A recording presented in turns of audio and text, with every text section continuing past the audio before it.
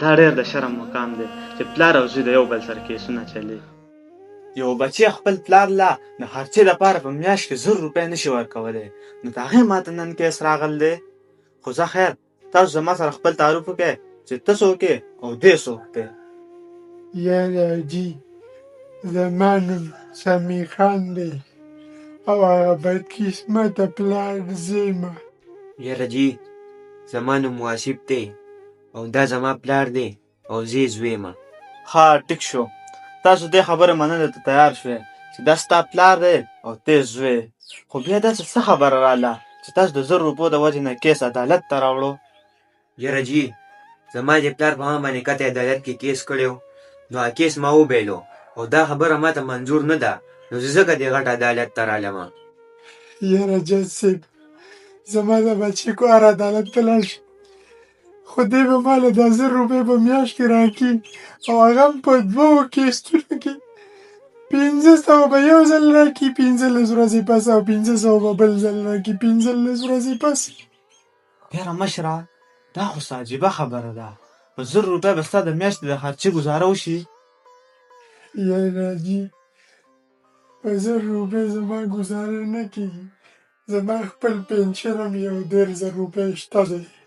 یاره مشره چې ستا خپل 200 روپۍ پنشن شته، نو ته د خپل بچي نه دا 1000 روپۍ ولې اخلې؟ ولې دا تاسو څه ضد کړلی؟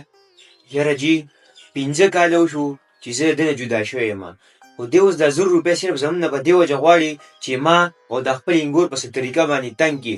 نور ورسره ګاډي هم شته، نوکر ورسره هم شته، هر یو شی ورسره شته، خو دی صرف مونږه په عذابي. ها د دې مطلب دا چې ته د خپل پلار نه جدا پاتې کېږې؟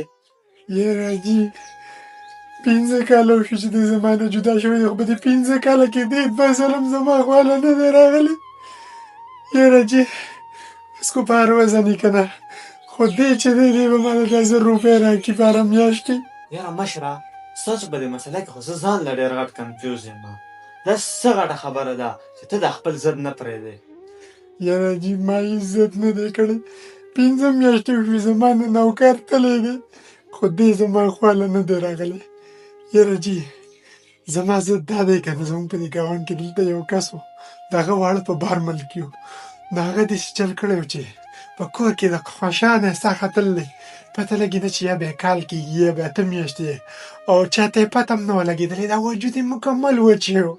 نو زه دا وایم چې زما دا بچی چې دی په میاشت کې 1-2 ځله زما خواله کم سے کم راځي، نو هسې نه چې زما داسې د خوشانه ساه وخېږي او زما دا وجود چې په سبا له داسې وچ شوی نه وي. بله دا که نه چې جي دا زما یو نازولی بچی دی، نو کم سے کم په میاشت کې خو به دی 1-2 ځله د ده دا دیدن څه پرې کومه.